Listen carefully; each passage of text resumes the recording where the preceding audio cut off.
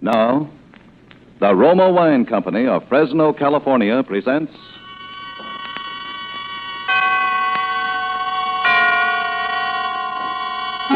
Suspense. Tonight, Roma Wines bring you the extraordinary child actress, Miss Margaret O'Brien, co-starring with the incomparable Dame May Whitty. Suspense is presented for your enjoyment by Roma Wines. That's R-O-M-A, Roma Wines.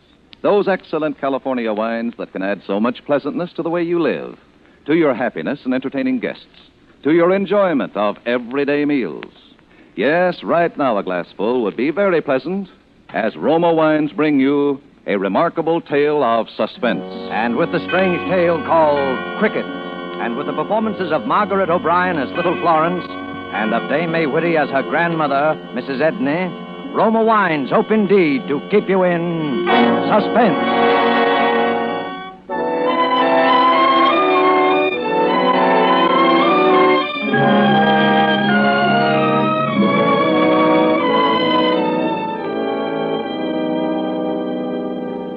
Grandma says we have to move from this house, Cricket. We have to go away. I guess it's the noises and the things she hears at night. She's good, and I love her, but she doesn't understand. There's nothing in this house to frighten anyone, nothing that is bad. Listen, Cricket, there'll be no one here but Anna tonight. And tonight you said you'd come. But I won't be here, Cricket. Grandma's taking me to Golders Green to stay with Aunt Collar until we find another house. Couldn't you come there too, Cricket? It wouldn't be hard to find. No, I guess you couldn't. I guess this is the only house that you can come to. Is that because you died here, Cricket? Florence? Yes, Grandma. Are you ready? Yes, Grandma. I was just saying goodbye. Please, Florence. You promised not to worry me anymore. Couldn't we stay here tonight? Just tonight? No, dear. Come now. We mustn't keep the cab waiting. All right, then. You go on ahead. I'll be right down. Goodbye, Cricket. I hope you'll understand.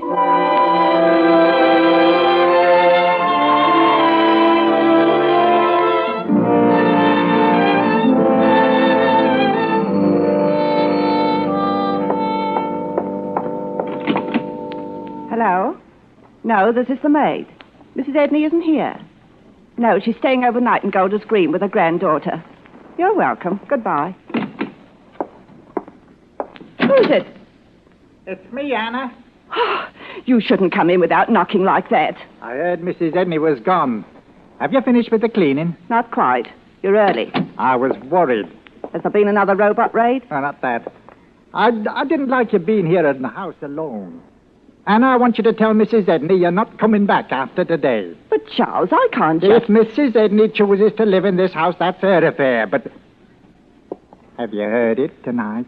Have I heard what? You know what I mean. I've heard nothing. The neighbors have. Oh, if they minded their own business, they wouldn't hear so much. They said it was bad. I'm not interested in what they said. Well, you should be. Why should I be? Because of all the things that goes on in this house. Oh, what was that? Who is it? Anna? Oh, Mrs. Edney. I thought you'd gone. Oh, good evening, Charles. Good evening. I thought you were staying the night in Golders Green, Mrs. Edney. I am. I left Florence there. But I have to meet the real estate man here, Mr. Peters. Then you are going to move? Yes, Anna. Oh, I hope you're not moving because of the stories that have got around. Oh, don't you worry about me. You'd better go now, Anna. Take your umbrella. It's raining. If you need me, you'll drop me a line, won't you? I will. Thank you. Goodbye. Goodbye, Mrs. Edney. I suppose you don't hear it now, Anna. Charles. The neighbor's dog's at it again, Mrs. Edney. The neighbor's dog. You know, there isn't a dog within miles of here. That must be Mr. Peters now. It ain't no dog anyone's ever seen, and you know it. Well, good night, Mrs. Edney. Whoa, hello there. Oh, Mr. Peters. Good night, Anna, Charles. Come in, Mr. Peters. I'm so sorry to be so late, but I've been to Brighton. Have you good news for us? Well, I saw the house. It's going to take a lot of work before you'll be able to move into it. Oh, no.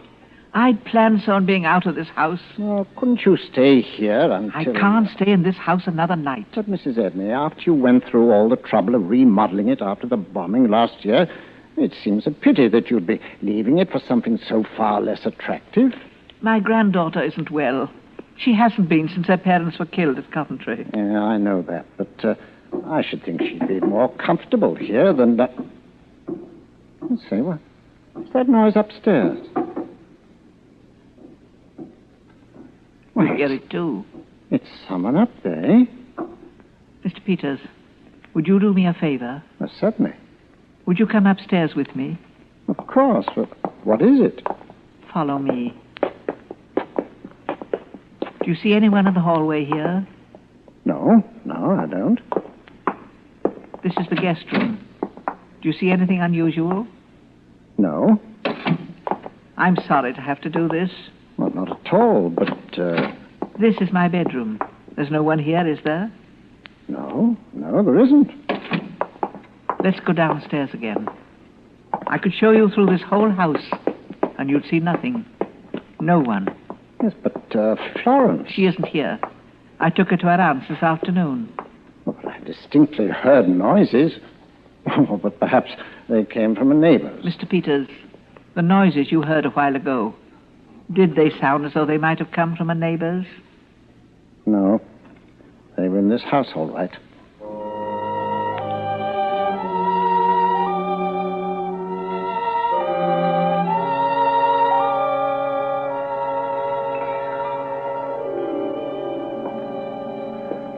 I wish I could help you, Mrs. Edney. I must ask you to say nothing about our moving to Florence. She's against leaving this house, but I know it isn't good for her to stay here. I understand that. I smell something burning. Yes, it's always like that. First the noises, then something burning. But there is something burning. You can search the house, you'll see no one. Nor will you find anything burning. I know. Are you certain there's no one upstairs? You saw. You saw a while ago. Yeah, but I heard it so clearly. And that smell... Would you like to go upstairs again? Yes. I'll go alone this time.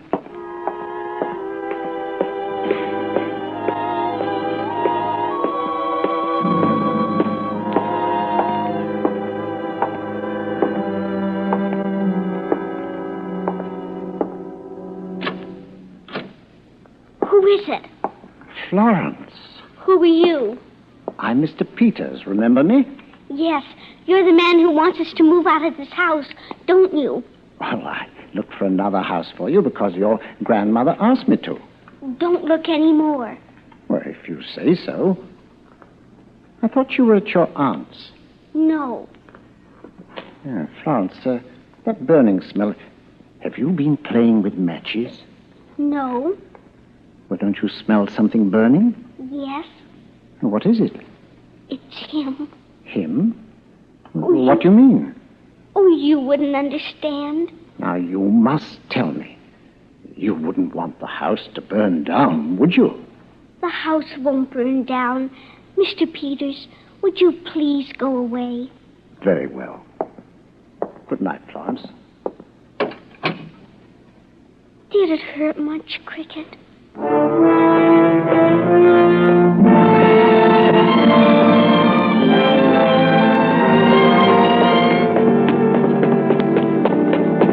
Mrs. Edney, your granddaughter's upstairs.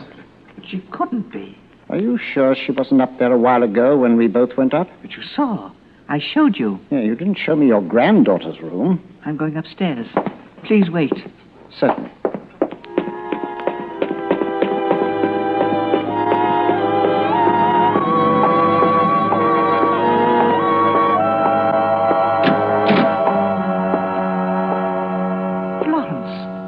What are you doing here? I couldn't stay at Aunt Collars any longer. How did you get in? I came in the back door through the kitchen. Why? I was afraid you'd send me back again. How did you get here? I was given a ride. It was raining. Oh, you're soaking wet. What have you done with your shoes and stockings? I left them by the oven to dry. Well, put on your pajamas and go to bed. I suppose we'll have to stay here tonight. I'll say good night to Mr. Peters, and I'll be up later. I've come back, Cricket. I knew you couldn't go to Aunt Collar's, so I've come back here. You don't have to worry anymore.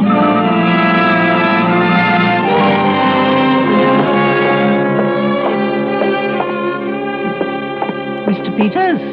I'm out in the kitchen. Would you come here for a moment?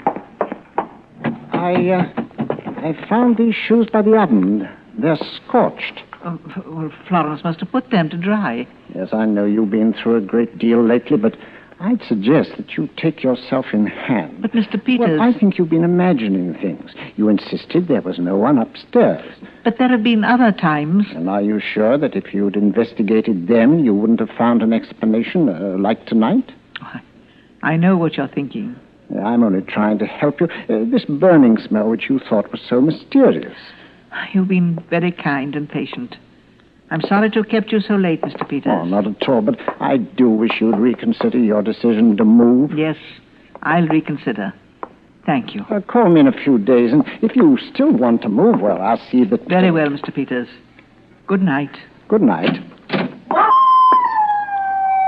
Why don't you complain to the neighbors about that dog? They've no right to... But you see, there isn't any... Thanks again for everything. Good night.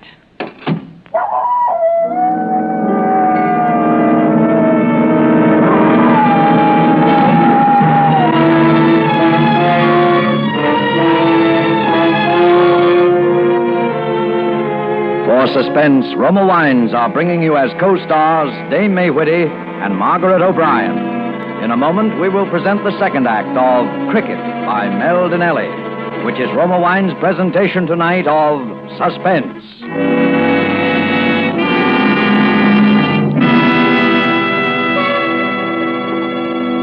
Between the acts of Suspense, this is Truman Bradley for Roma Wines. Elsa Maxwell is recognized internationally as an authority on gracious living. You will be interested in something she said the other day about wine and wartime food rationing. Listen. I find that people who know one simple secret of serving delicious meals aren't bothered much by food rationing. That secret is to enjoy good Roma wine with food. For instance, I recently had dinner with some old friends. The main dish was kidney bean casserole. And to give this simple food a delightful party flavor, my hostess served cool Roma California Burgundy. Everyone remarked about its wonderful bouquet and aroma, and about the way that good Roma Burgundy added enjoyment to our plain meal. Such added enjoyment is one of the reasons why more and more people serve delightful Roma wine. That's a grand suggestion from Elsa Maxwell. So why not try Roma California Burgundy with your dinner tomorrow night? You'll enjoy its tart piquancy, its fruity, robust taste, the happy result of selecting luscious wine grapes from California's choicest vineyards, guided to perfection by the ancient wine-making skill of Roma's famed wineries. Good Roma wines never vary. They're always enjoyable, yet cost only pennies a glass. Remember, more Americans enjoy Roma than any other wine. R-O-M-A, Roma Wines.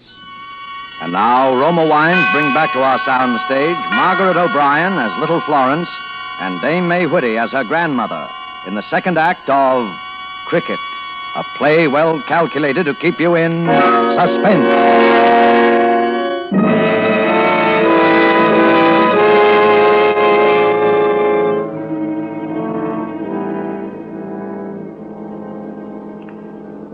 I'm letting you stay, Florence, but just for tonight. Now, you must promise me to go to sleep. But I'm afraid I'll miss him if he comes. Oh, you must stop talking like that.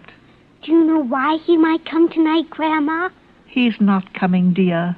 Oh, yes, he is. It's just a year that he's been gone. A year's an awfully long time for someone that you love to be gone, isn't it? Try not to think about it, dear. Please, Grandma, tell me about it. Oh, no, dear. I want you to go to sleep. Please, Grandma, tell me just once, and then I'll go to sleep. tell me how brave he was. Please? Oh, Florence. Well, then will you promise to go to sleep? Yes, I promise. Very well. Very well.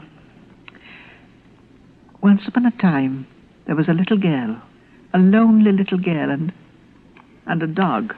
A very brave dog. Yes, a very brave dog. It was during one of those awful raids when we sometimes thought none of London would be left standing. I'd put you to bed in this very room, and I'd gone downstairs to lock up the house for the night. And the awful bombs seemed to be coming closer and closer. I was standing at one of the windows looking out when I heard the screeching whistle very close.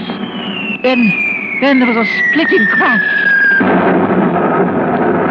The door seemed to go out from under me.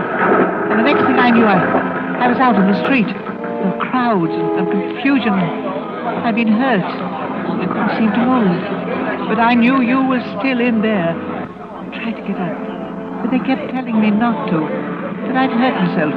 The house was blazing by now. And then I remembered that Cricket was in there too. And I prayed that somehow, some way, he'd do something. And then we saw you. You were dazed, and Cricket was tugging at you, pulling you towards the doorway. He was leading you straight to safety. You were almost out, both of you. Suddenly, the flaming doorway crashed. It looked as though you'd been buried under the doorway, and for a moment I thought... But then we saw you coming towards me. It was Cricket who'd been trapped inside the house, and we could hear him. The poor, brave dog. There was nothing we could do, for the whole house seemed to fall in after that.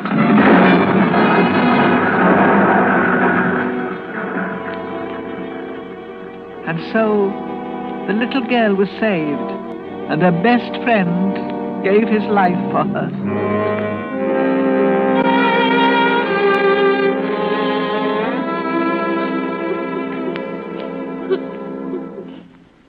Why do you make me tell you about it, Florence?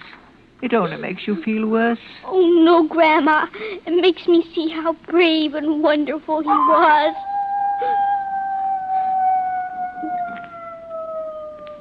Grandma, do you hear? Shh. You're imagining things.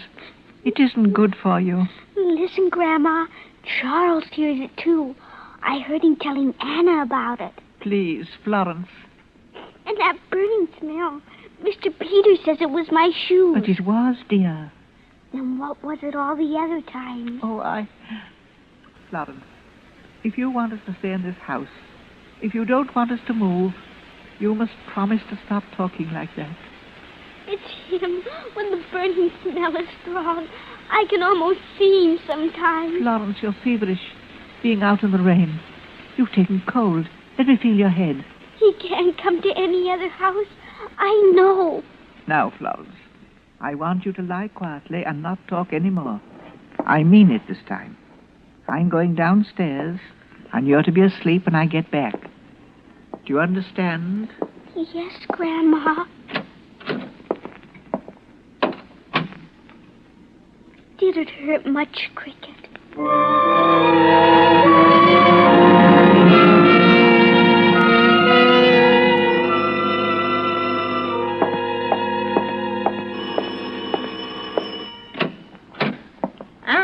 I know it's late, Mrs. Edney, but I thought as long as Charles said things to make you nervous, and you being alone here and all, well, I thought it was the least I could do. What is it, Anna? It's about the howling, Mrs. Edney. Charles said there was no dog in the neighborhood, but it seems there is. He belongs to the Hitchfords up the street a ways. They're renting the place, and the lease doesn't allow them to keep pets, so they've been hiding the poor animal out in the barn all tied up. He's what we've been hearing. We found out on the way home. Oh, thank you for coming back. Florence is ill again. This might help to straighten things out. Is she bad, Mrs. Edney? I'm afraid so. I've called the doctor. Could I help? Oh, if you could stay here tonight. I've made plans to, Mrs. Edney. It's foolish, I suppose, but somehow I am relieved to know there is another dog in the neighborhood after all. I know what you mean. I wouldn't for the world have let Charles know. But I was a bit jumpy myself. If we could only convince Florence now. Have you taken her temperature? No, I was going to. Listen. Yes, it's a robot raid. They've been expecting one. The lights. It's probably got the powerhouse. What do we do? Don't be nervous. Have you candles? They're upstairs. Why, it's so dark. Here, take hold of the banister. Just follow me. Careful of the landing now. Do you smell something burning? Yes. Probably has something to do with the lights going out. Look, Anna. That light. Do you see it? Yes. It's Florence's room. But all the other lights are out. Oh, don't get excited. We'll go up and see. Come on. Florence, Yes, Grandma. what you doing with that lighted candle? It's for Cricket. I told you to stay in bed. I put it in the window for him. It'll help him find the house. Florence, you're ill. Here, dear. Let me tuck you in bed.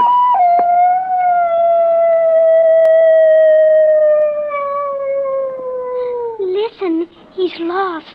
Child, that's a neighbor's dog, Mr. Hitchford. That's not Cricket. Oh, yes, Anna.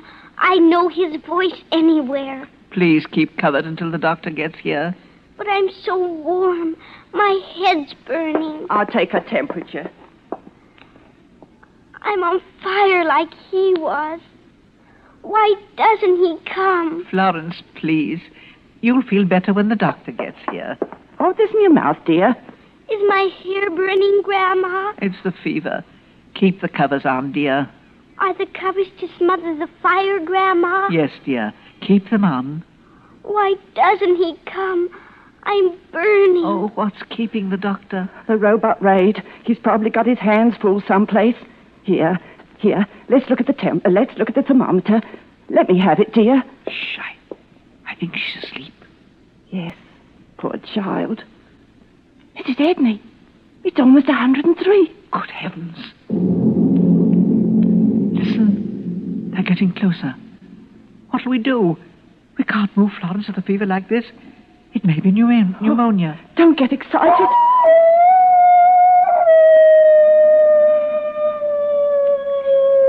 He's crying because I'm burning like he did. Shouldn't I close the window? There's a wind coming up. Oh, no, Anna. I want to listen for him. I want him to see the candle so he can come home. All right. Try to sleep, dear. Is he coming? Why doesn't he come? Why doesn't he? We've got to get that fever down. I'll go and get some aspirin. I'll go with you and get another blanket. Oh, if the doctor would only come. Cricket? Is that you, Cricket?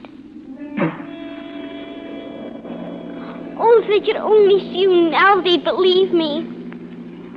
Why have you come back, Cricket? Don't run away, Cricket. Here, Cricket.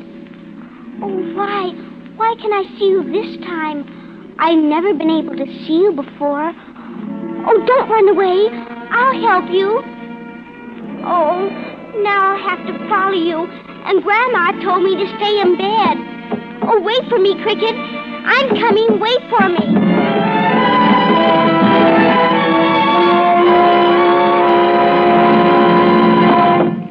Hurry, Anna.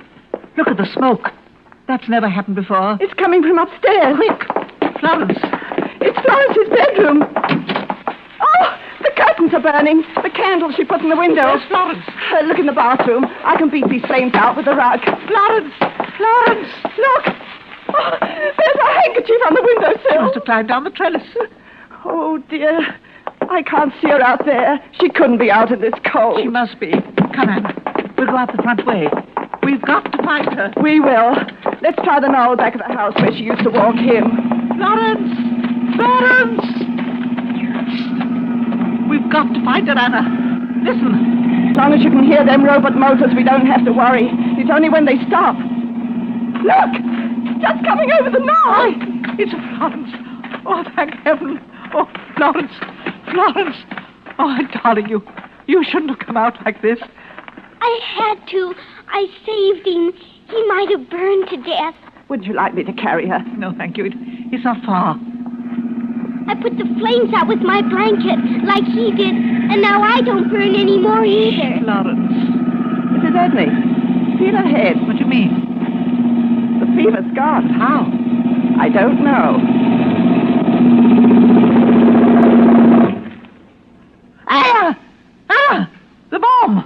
It stopped. It's overhead. Fall to the ground, Mrs. Edney.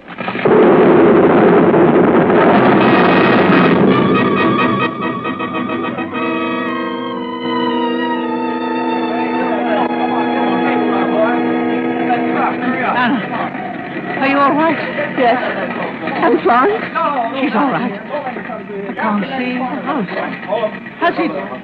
Was it? It must have hit directly on top of it. There's nothing left of your house. Are you all right over there? Yes.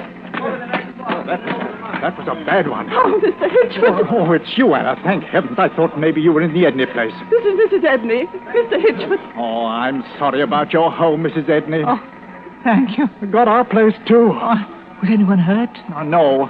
Our dog disappeared just before the attack, and we were out hunting for him. I guess if it hadn't been for him, we'd have all been killed. Was there anyone hurt at your place, Mrs. Edney? No, we were hunting the dog, too. Was your dog an Irish setter, Mr. Hitchford? Yes, he was. But how did you know? We've been keeping him hidden. And I knew his name, too. Did you now? Well, what was it? Cricket. Why, that's remarkable. Remarkable, Florence. I just can't... What you saying, Mr. Hitchford? Was that really your dog's name? It was indeed. That's very remarkable of you to know, Florence. I thought there was only one dog in the world named Cricket. There is. I mean, there was.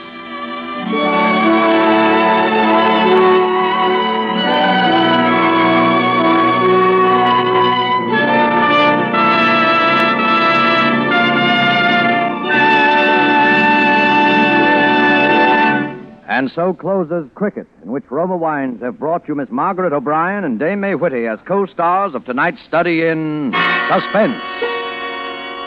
Before our stars return to the microphone, let me say a word for Roma Wines, the sponsor of Suspense.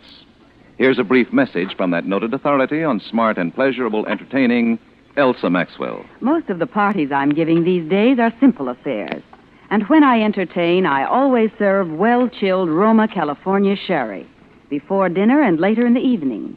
You'll find that glorious amber golden Roma sherry is a gracious touch that's sure to get the meal off to a good start and adds to the evening's pleasure. And don't worry about fancy glasses. It's the wine that's important. So be sure it's that good Roma wine, because Roma wines are so reasonably priced, any family can afford to serve them regularly. Yes, Roma wines cost only pennies a glass, so enjoy them often. Serve Roma with your everyday meals. Roma wine is delicious, for Roma quality never varies. Remember, more Americans enjoy Roma than any other wine. R-O-M-A, Roma wines. And the next time you use vermouth, either sweet or dry, choose Roma vermouth. Zestful, full-flavored, blended, mellowed, and developed with all the traditional quality wine-making skill of Roma wineries, yet surprisingly low-priced. Try Roma vermouth soon, won't you? This is May Whitty. It's always a very great pleasure to be invited to act on Suspense, which we all consider to be radio's outstanding theater of thrills. It was an especially and exciting privilege to play tonight opposite this amazing little girl, Margaret Bryan. Have you anything to say, Margaret? Thank you. This has been the most delightful experience in my whole entire life. Suspense is produced, edited, and directed by William Spear. Margaret O'Brien appears through the courtesy of Metro-Goldwyn-Mayer and is currently being seen in their production, Music for Millions. Next Thursday, same time, Roma Wines will bring you Mr. Lloyd Nolan as star of Suspense. Presented by Roma Wines, R-O-M-A, made in California for enjoyment throughout the world. This is CBS, the Columbia Broadcasting System.